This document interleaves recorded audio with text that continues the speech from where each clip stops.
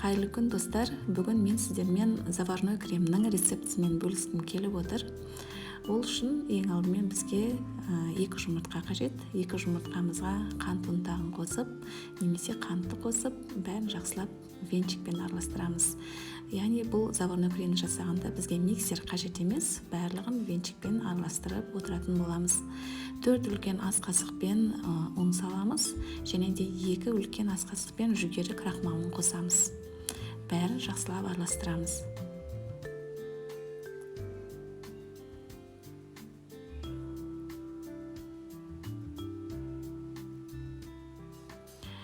Араластырып алғаннан кейін бізге жарты литр сүт қажет.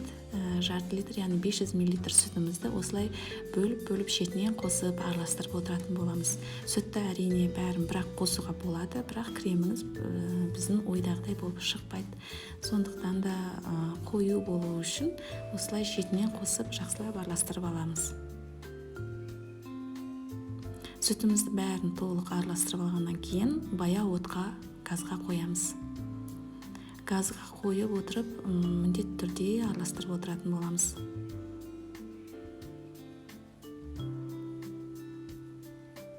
Міне дәл осылай қоюланғанша араластырамыз. Мен ыдысым кішкене кішірек болғаннан кейін ауыстырдым. Бірақ ыдыстарымыздың түбі қалың болуы керек. Міне осылай қоюланған кезде астын газды өшіріп, үстіне сары май қосамыз. Яғни сары майымыздың да сапасы өте жоғары болу керек.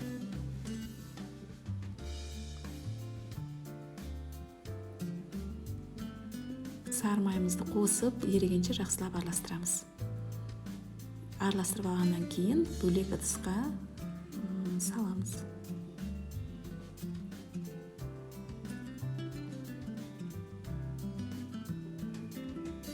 Кремімізді суытып алғаннан кейін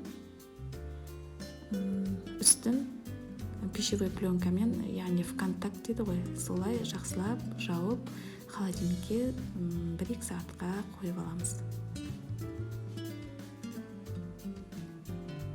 Яғни ішінде ауа қалмайтындай етіп жақсылап жабуымыз керек.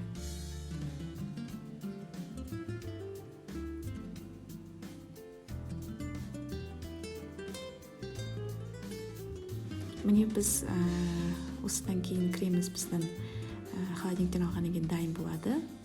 Өте қою, дәмді болып шығады. Бұл креммен біз профитроли, эклерлердің ішін толтыруға, және де Наполеон тортына жағып жинасаңыздар, өте дәмді болады. Міндетті түрде жасап көріңіздер. Ұнаса лайк басып, пікір қалдырсаңыздар болады.